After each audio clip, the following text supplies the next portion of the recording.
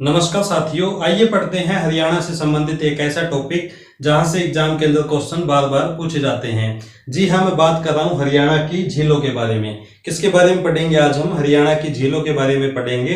Haryana staff selection commission मानता है कि हरियाणा के अंदर कितनी झीलें हैं? 5 झीलें हैं। हरियाणा स्टाफ सिलेक्शन कमीशन क्या मानता है कि हरियाणा के अंदर कितनी झीलें हैं? 5 झीलें हैं। लेकिन 5 से अधिक झीलें Haryana staff selection commission exam के अंदर पूछ चुका है। जैसे ब्लू बर्ड झील, ब्लैक बर्ड झील, शोभा सागर झील, दादर झील, और यहाँ से कर्ण झील, ब्रह्मसरोवर झील, तिलियार झील, भिंडावा झील और दमदमा झील। क्या भी दमदमा झील भी, इसके बारे में भी एग्जाम के अंदर बार बार क्वेश्चन पूछे जाते हैं। ऐसा से ये पूछे कि हरियाणा के अंदर कितनी झीलें हैं तो आप आंसर देंगे 5 झीलें हैं। कितनी हैं? 5 झीलें। लेकिन कौन कौन सी झीलें हैं इसके बारे में हरियाणा स्टाफ सिलेक्शन कमीशन ने नहीं बताया। इसलिए हमें जितनी भी झीलें हैं हरियाणा के अंदर उन सभी के बारे में हमें पढ़ने की आवश्यकता है। कहीं से भी क्वेश्चन पूछा जा सकता है। आइए देखते हैं सबसे पहले ओटू झील।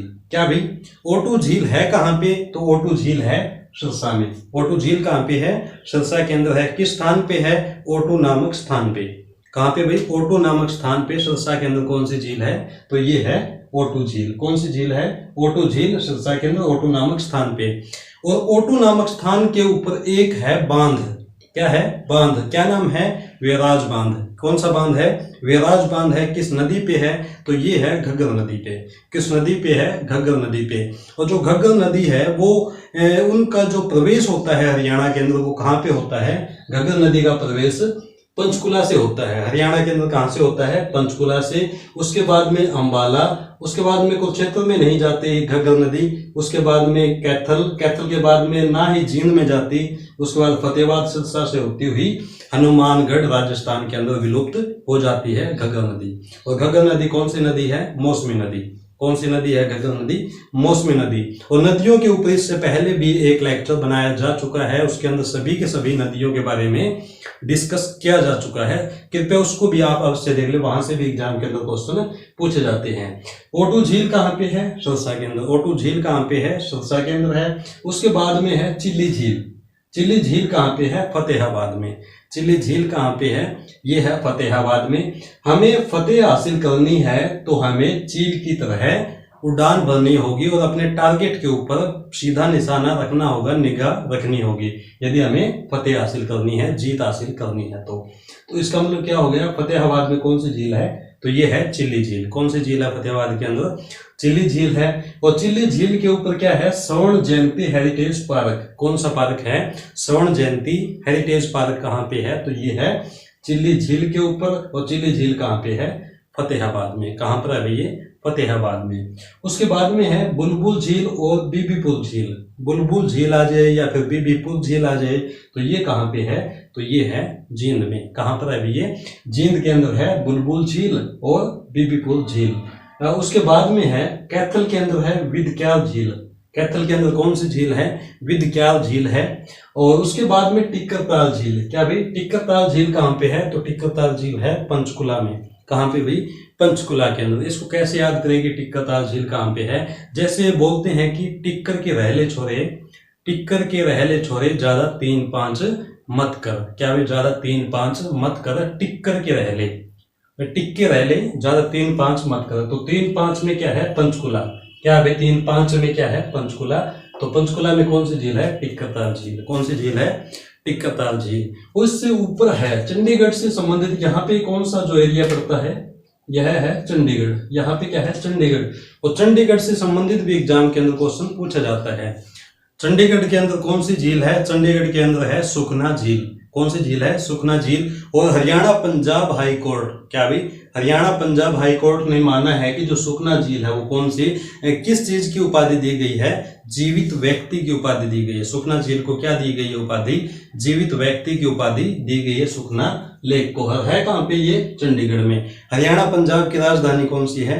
चंडीगढ़। इसलिए चंडीगढ़ से संबंधित भी एग्जाम के अंदर पूछा जाएगा। कुछ न कुछ क्वेश्चन यहाँ से भी पूछे जाते हैं। सुखना झील कहाँ पे है? चंडीगढ़ के अंदर है। उसके बाद में हम पढ़ते हैं ये सन्निहित झील। क्या भी? सन्निहित झील और ब्रह्मसरोवर झील। क्या भी? सन्निहित झील और ब्रह्मसरोवर झील ये कहाँ पे है? तो ये है कुरुक्षेत्र के अंदर। सन्निहित झील और ब्रह्मसरोवर झील कहाँ पे है? तो ये दोनों ही दोनों कहाँ पे है? कुरुक्षेत्र के अंदर। कहाँ पे है? कुरुक्षेत्र के अंदर। और सन्निहित झील को क्या कहा जाता है? सात सरस्वती नदियों का संगम। 7 सरस्वती नदियों का संगम किस झील को कहा जाता है? तो इसको सन्निहित झील को कहा जाता है। 7 सरस्वती नदियों का संगम किसे कहा जाता है? सन्निहित झील को कहा जाता है। उसके बाद में है ब्रह्मसरोवर झील। क्या भी? ब्रह्मसरोवर झील। ब्रह्मसरोवर झील भी कहाँ पे है? कुरुक्षेत्र के अंदर है। ब्रह्मसरोवर झील कहाँ पे है? कुरुक्षेत्र के अंदर है। और इस ब्रह्मसरोवर झील को क्या कहा जाता है? लघु महासागर। क्या कहा जाता है? लघु महासागर। किसको कहा जाता है? ब्रह्मसरोवर झील को कहा जाता है। और ब्रह्मसरोवर झील क्या है? पक्की झील है। क्या भी? पक्की ईंटों से बनी हुई झील है। ब्रह्मसरोवर झील कहाँ पे है? ये कुरुक्षेत्र के अंदर है। कहाँ पर है ये? कुरुक्षेत्र के अंदर है। उसके बाद में है कर्ण झील। क्या भी? कर्ण झील। कर्ण झील है कहाँ पे? करनाल में। कर्ण झील कहाँ पर है? करनाल में। कब बनी? 1972 के अंदर। कब भाई? 1972 के अंदर बनी। कितने एकड़ में फैली हुई है ये? कितने एकड़ में फैली हुई है? ये फैली हुई है 17 एकड़ में। कितने भाई? 17 एकड़ में फैली हुई है कर्ण झील। कर्ण झील के बारे में तो बच्चे अक्सर याद करके जाते हैं, कैसे कर्ण और कैसे करनाल। कर्ण झील कहाँ पे है? करनाल के अंदर है। लेकिन एग्जाम के अंदर ये भी पूछ लिया जाता है कि गौकर्ण का तालाब कहाँ पे है। तो इस क्वेश्चन के अंदर बच्चे कंफ्यूज हो जाते हैं कि इसका सही आंसर क्या होगा। बच्चे इसका सही आंसर करनाल को मानते हैं। क्या मानते हैं? करनाल को मानते हैं। लेकिन ये आंसर है वो गलत होगा। गौकर्ण का तालाब कहाँ पे है? गौकर्ण का तालाब है रोहतक में। गौकर्ण का तालाब कहाँ पे है? रोहतक में है। और कर्ण झील कहाँ पे है? करनाल में है। और कर्ण का टीला या फिर कर्ण का किला पूछ लिया जाए, टीला पूछे या फिर किला पूछे, कर्ण का टीला या कर्ण का किला, तो ये कहाँ पे है? तो ये है कुरुक्षेत्र में। कर्ण का टीला या कर्ण का किला कहाँ पे है? तो ये है कुरुक्षेत्र के अंदर। लेकिन एक और भी कंफ्यूजिंग क्वेश्चन ये आ जाता है एग्जाम के अंदर, कर्णकोट का किला। कर्णकोट का किला कहाँ पे है? तो ये कर्णकोट का किला है फतेहाबाद में। कर्णकोट का किला कहाँ पे है? फतेहाबाद में है। गौकर्ण का तालाब रोहतक में है। कर्ण का किला या कर्ण का टीला पूछे तो कुरुक्षेत्र में है। और कर्ण झील कहाँ पे है? तो ये कर्ण झील है करनाल के अंदर। कर्ण झील कहाँ पे है? करनाल के अंदर है। 1972 में बनी। कितने एकड़ में फैली हुई है? 17 एकड़ में फैली हुई है। उसके बाद में है कर्ण झील के साथ ही है एक चक्रवर्ती झील। कौन सी झील है? चक्रवर्ती झील कर्ण झील के पास में ही है। क्या भाई? कर्ण झील के पास में कौन सी झील है? चक्रवर्ती झील करनाल के अंदर है। कहाँ पर है भैया? करनाल के अंदर है। ऐसे क्वेश्चन अक्सर एग्जाम के अंदर पूछे जाते हैं। रोहतक के अंदर कौन सी झील है? रोहतक के अंदर है तिलियार झील। रोहतक के अंदर कौन सी झील है? तिलियार झील है। इस झील को दूसरे नंबर की सबसे खूबसूरत झील कहा जाता है। पहले नंबर की झील कौन सी है? सबसे खूबसूरत झील कौन सी है? तो ये है भिंडावास झील। कौन सी झील है सबसे खूबसूरत? हरियाणा की झील कौन सी है? तो ये है भिंडावास झील। कौन सी झील है? भिंडावास झील। और दूसरे नंबर की सबसे खूबसूरत झील कहाँ पे है? तो ये है रोहतक के अंदर। कौन सी है? तिलियार झील। इस तिलियार झील को कैसे याद करें कि रोहतक के अंदर है? कैसे याद करें इसको कि रोहतक के अंदर है? तिलियार को पढ़िए तलवार। तिलियार को क्या पढ़िए? तलवार पढ़िए। यदि सामने कोई तलवार लेकर के आ जाए तो हमारी हालात कैसे हो जाती है?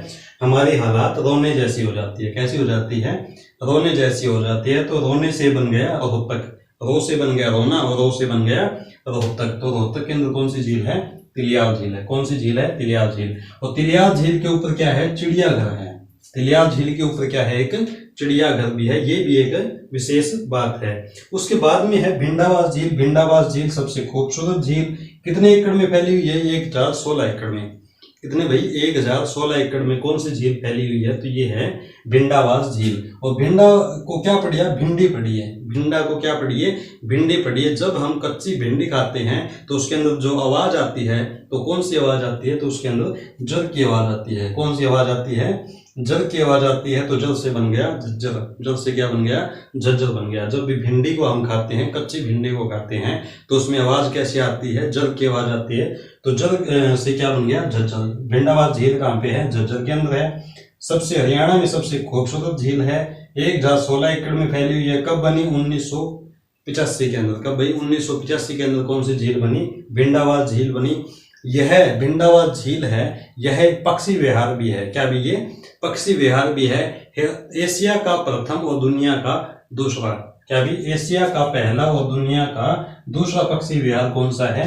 बिंडावास झील। कहाँ पे अभी ये झज्जर के अंदर है। कहाँ पर अभी ये झज्जर के अंदर है। उसके बाद में पढ़ते हैं गुरुग्राम। क्या अभी गुरुग्राम। गुरु की शरण में हम जाएंगे तो हमें कभी भी दुख नहीं होगा, सदा सुख होगा।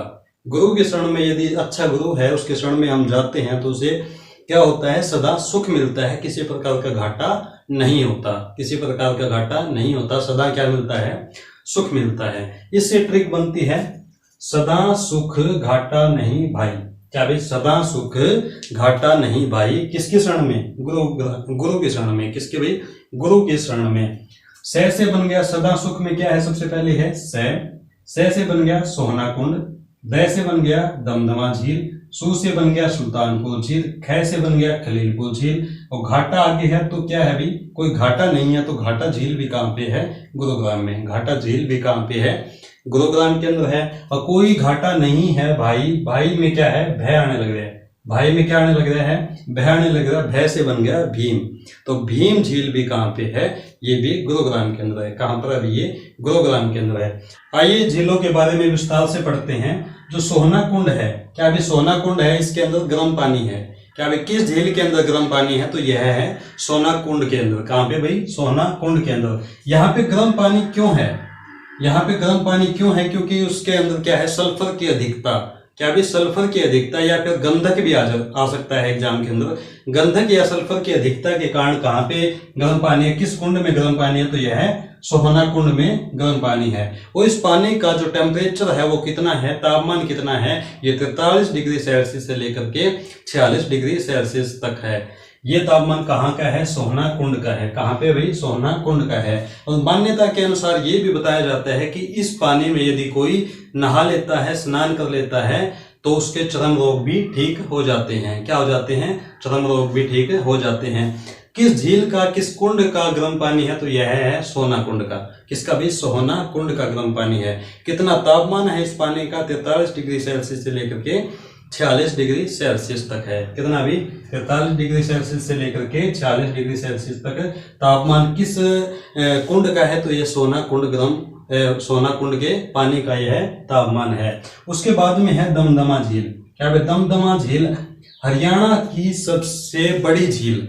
हरियाणा की सबसे बड़ी झील कौन सी है, तो ये दमदमा झील है। कितने एकड़ में फैली हुई है, यह है 3000 एकड़ में। दमदमा झील कितने एकड़ में फैली हुई है, 3000 एकड़ में फैली हुई है सबसे बड़ी झील। हरियाणा की सबसे बड़ी झील कौन सी है, तो ये है दमदमा झील। कितने एकड़ में, 3000 एकड़ में फैली हुई है। और सुल्तानपुर झील कितने एकड़ में है, 352। क्या भाई, 352 एकड़ में। सुल्तानपुर झील कितने एकड़ में फैली हुई है, 352 एकड़ में फैली हुई है। और सुल्तानपुर झील को क्या कहा जाता है, पक्षियों का स्वर्ग। सुल्तानपुर झील को क्या कहा जाता है, पक्षियों का स्वर्ग कहा जाता है। और मछुआरों का स्वर्ग किसे कहा जाता है, मछुआरों का स्वर्ग किसे कहा जाता है भाई, ये कहा जाता है हथनी कुंड बैराज को।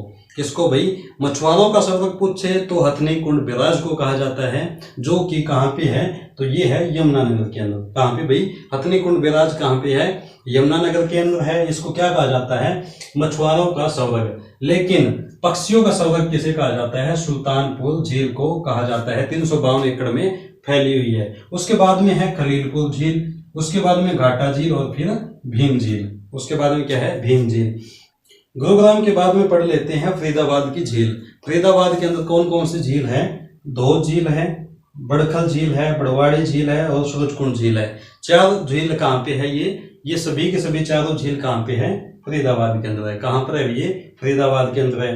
धोद झील, बड़खल झील, बड़वाड़ी झील और सूरजकुंड झील, ये चारों की चारों झील कहाँ पे है, फरीदाबाद के अंदर है। हमें कोई भी चीज फ्री में नहीं मिलती, कोई भी चीज फ्री में नहीं मिलती, हमें बड़ा काम करने की आवश्यकता होती है। तो बड़खल झील कहाँ पे है, फरीदाबाद में। और बड़खल झील और बड़वाड़ी झील दोनों कहाँ पे हैं, फरीदाबाद में। और सूरजकुंड, क्या भी, सूरजकुंड झील भी कहाँ पे है, तो यह भी फरीदाबाद के अंदर है। और सूरजकुंड झील को जो पुराने समय में किस झील के नाम से जाना जाता था, मयूर झील के नाम से जाना जाता था। किस झील को मयूर झील के नाम से जाना जाता है, सूरजकुंड झील को मयूर झील के नाम से जाना जाता है। किसने बनवाई, राजा सूरजमल ने। किसने भाई, सूरजकुंड झील किसने बनवाई, राजा सूरजमल। यदि ये ऑप्शन में ना आए तो क्या है, आनंदपाल तोमर। क्या भाई, अनंगपाल तोमर, इन दोनों ने ही क्या भाई सूरजकुंड झील का निर्माण करवाया। अनंगपाल तोमर कौन से? द्वितीय, अनंगपाल तोमर द्वितीय ने, और राजा सूरजमल ने क्या बनवाया भाई? सूरजकुंड झील बनवाई। इस सूरजकुंड झील का नाम सूरजकुंड झील ही क्यों पड़ा? क्योंकि अनंगपाल तोमर और राजा सूरजमल के जो इष्ट देवता हुआ करते थे, वो किसको इष्ट देवता मानते थे? सूर्य को। किसको मानते थे? सूर्य को। इसलिए सूरजकुंड झील का नाम क्या पड़ा? सूरजकुंड झील पड़ा। क्या पड़ा भाई? सूरजकुंड झील। पहले किस नाम से जाना जाता था? मयूर झील के नाम से जाना जाता था। बड़खल झील कब बनी और इसमें सिंचाई के लिए कब सुविधा लेने लगे? तो 1947 के अंदर। 1947 के अंदर बड़खल झील से सिंचाई का कार्य स्टार्ट हो गया। और इसको बनवाया क्यों गया? क्या? ताकि जो बाढ़ की जो समस्या है, बाढ़ की समस्या से छुटकारा पाने के लिए और सिंचाई व्यवस्था को स्थापित करने के लिए बड़खल झील का निर्माण करवाया गया। और बड़खल झील कितने एकड़ में फैली हुई है? 206 एकड़ में। कितने भाई? 206 एकड़ में फैली हुई है बड़खल झील। 17 एकड़ में फैली हुई है कर्ण झील। और उसके बाद में सबसे बड़ी जो झील है 3000 एकड़ में फैली हुई है वो दमदमा झील। 352 एकड़ में फैली हुई है सुल्तानपुर झील, जिसको पक्षियों का स्वर्ग कहा जाता है। क्या कहा जाता है? पक्षियों का स्वर्ग कहा जाता है। पलवल के अंदर कौन सी झील है? पलवल के अंदर है डबचिक झील। पलवल के अंदर कौन सी झील है? डबचिक झील। उसके बाद में हम पढ़ते हैं, बहुत ही महत्वपूर्ण है, ब्लूबर्ड झील के बारे में भी एग्जाम के अंदर बार बार पूछा जाता है कि ब्लूबर्ड झील है कहाँ पे, ब्लैकबर्ड झील है कहाँ पे। इसके अंदर कंफ्यूजन भी हो जाती है। ब्लूबर्ड झील कहाँ पे है? तो ब्लूबर्ड झील है हिसार के अंदर। जैसे आप देख सकते हैं कि मैंने हिसार कैसे लिखा है? हिसार को लिखा है ब्लू पेन से। किससे लिखा है? ब्लू पेन से। क्या लिखा है मैंने? हिसार लिखा है। तो ब्लूबर्ड झील कहाँ पे है? तो ये हिसार के अंदर है। और ब्लैकबर्ड झील कहाँ पे है? तो ये है हांसी के अंदर। कहाँ पे भाई? हांसी के अंदर। यदि ये पूछ लिया जाए कि ब्लैकबर्ड झील कहाँ पे है, हांसी ऑप्शन में नहीं है और हिसार ऑप्शन में है, तो आप किसके साथ में जाएंगे? हिसार के साथ में जाएंगे। किसके साथ में जाएंगे? हिसार के साथ में। और हिसार और हांसी दोनों आ जाए कि पूछा जाए कि ब्लैकबर्ड झील कहाँ पे है, हिसार भी ऑप्शन में है, हांसी भी ऑप्शन में है, तो हम किसके साथ में जाएंगे? हांसी के साथ में जाएंगे। किसके साथ में जाएंगे? हांसी के साथ में। 1976 के अंदर ब्लूबर्ड झील बनी और 1996 के अंदर ब्लैकबर्ड झील बनी। 1976 के अंदर कौन सी झील बनी? ब्लूबर्ड झील। और 1996 के अंदर ब्लैकबर्ड झील बनी। और ब्लूबर्ड झील कितने एकड़ में फैली हुई है? ये फैली हुई है 12 एकड़ में। ब्लूबर्ड झील कितने एकड़ में फैली हुई है? 12 एकड़ में फैली हुई है। उसके बाद में है चरखी दादरी में कौन सी झील है? तो ये दादर झील है। इसको तो ज्यादा कुछ बताने की आवश्यकता नहीं है। दादरी और दादर झील। दादर झील कहाँ पे है? चरखी दादरी में है। उसके बाद में है शोभा सागर झील महेंद्रगढ़ में। क्या भाई? महेंद्रगढ़ में कौन सी झील है? शोभा सागर झील है। महेंद्रगढ़ में क्या आता है? सबसे पहले मैं आता है। क्या आता है? सबसे पहले मैं। और मैं से बनता है मुख। मैं से क्या बनता है? मुख। और सभी लोग मुख की क्या करते हैं? शोभा बढ़ाते हैं। अपने अपने मुख की सभी लोग शोभा बढ़ाते हैं। तो महेंद्रगढ़ में कौन सी झील है? शोभा सागर झील। मैं से बन गया महेंद्रगढ़ और मैं से बन गया मुख। और मुख की क्या करते हैं? हम शोभा बढ़ाते हैं। तो महेंद्रगढ़ में कौन सी झील है? शोभा सागर झील। महेंद्रगढ़ में कौन सी झील है? शोभा सागर झील। उसके बाद में है नूह। यहां से एग्जाम के अंदर बार बार क्वेश्चन पूछे जाते हैं। नूह से संबंधित भी एग्जाम के अंदर क्वेश्चन पूछे जाते हैं। नूह को किन 3 नामों से जाना जाता है? नूह के नाम से जाना जाता है, उससे पहले मेवात के नाम से जाना जाता था, उससे पहले सत्यमेवपुरम के नाम से भी जाना जाता था। 3 नामों से जाना जाता है नूह को। यदि नूह ऑप्शन में ना आए और पूछ लिया जाए कि कोटला झील कहाँ पे है, कोटला डहर झील, ये भी आ जाता है। कोटला डहर झील कहाँ पे है? तो ये है नूह के अंदर। यदि नूह ऑप्शन में ना आए, मेवात आ जाए तो मेवात, और सत्यमेवपुरम भी ऑप्शन में आ सकता है। ध्यान में रखना, तीनों नाम किसके हैं? नूह के। नूह, मेवात और सत्यमेवपुरम। कोटला झील कहाँ पे है? तो ये है नूह के अंदर। और कितने एरिया में फैली हुई है? ये है 4 किलोमीटर इसकी चौड़ाई है और 5 किलोमीटर इसकी लंबाई है कोटला झील की। क्या भी? 4 किलोमीटर इसकी चौड़ाई और 5 किलोमीटर लंबाई में फैली हुई है कौन सी झील? कोटला झील। कोटला झील का वर्णन किस में मिलता है? तो ये मिलता है बाबरनामा में। बाबरनामा में किस झील का वर्णन मिलता है? तो यह है कोटला झील का वर्णन मिलता है। जब कोटला झील के अंदर ज्यादा पानी हो जाता है, बाढ़ की वजह से, बारिश की वजह से ज्यादा पानी हो जाता है कोटला झील के अंदर, तो वह सारा का सारा पानी किस में आ जाता है? संगेली झील के अंदर। किस झील में आ जाता है? संगेली झील के अंदर आ जाता है। संगेली झील को पहले किस नाम से जाना जाता था? उजीना झील। क्या भाई, किस नाम से जाना जाता था? उजीना झील के नाम से भी जाना जाता था। संगेली झील को क्या कहा जाता है? उजीना झील कहा जाता है। कोटला झील, संगेली झील या फिर उजीना झील पूछ लिया जाए तो ये सभी नू मेवात के अंदर है। और एक है चंदेली झील। चंदेली झील भी कहाँ पे है? तो ये चंदेली झील भी नू के अंदर है। कहाँ पर? अभी ये झील नू के अंदर है।